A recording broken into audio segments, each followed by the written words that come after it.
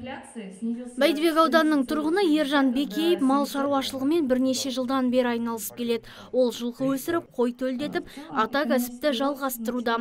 Алайда шаруа несие төлеуден көз ашпай отырғанын айтады. Сөзіне сүйенсек, бизнесін бастамас бұрын агроқаржы серіктестігінен 14,15%бен 24 миллион теңге несие алған. Оның 7% мемлекет тарапынан субсидияланатын болған.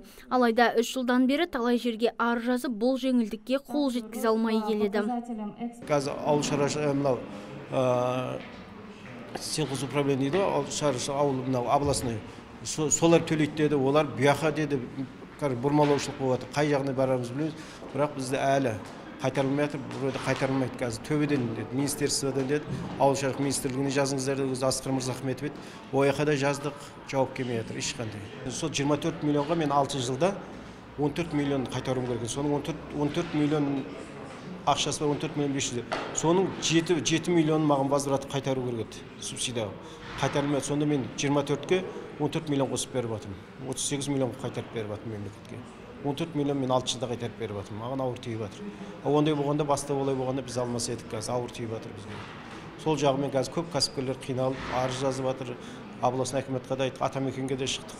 Ешқандай бізге жауап көмектеспей жатыр. Бұдан бөлек кәсіпкерлер құжат түгендеуге көп уақыт жоғалтатынын айтады. Сондықтан құжаттандыру жүйесін бір орталыққа бекітсе деген ұсыныс білдірді. Ал мамандардың пікірінше, кәсіпкерлердің басым бөлігі мемлекеттік қолдаулар мен бағдарламалардан бейхабар болып келеді. Сондықтан жұмыс барысында көптеген кедергілерге тап болады.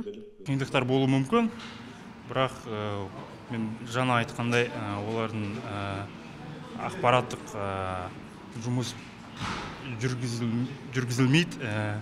Осыған байланысты кәсіпкерлер реформалар туралы ақпарат жоқ. Сол үшін анкета келген кезде олар сұрақтарға дұрыс жауап бермейді. Айта кету керек, биыл елбасының тапсырмасына сәйкес кәсіпкерлерге қатысты ірі тексерулер жойылып, профилактикалық бақылауға алынған. Нұргүл Жолымбетова, Мұрат Адинаев, Абзал Тұрабеков, ТВК телеарнасы.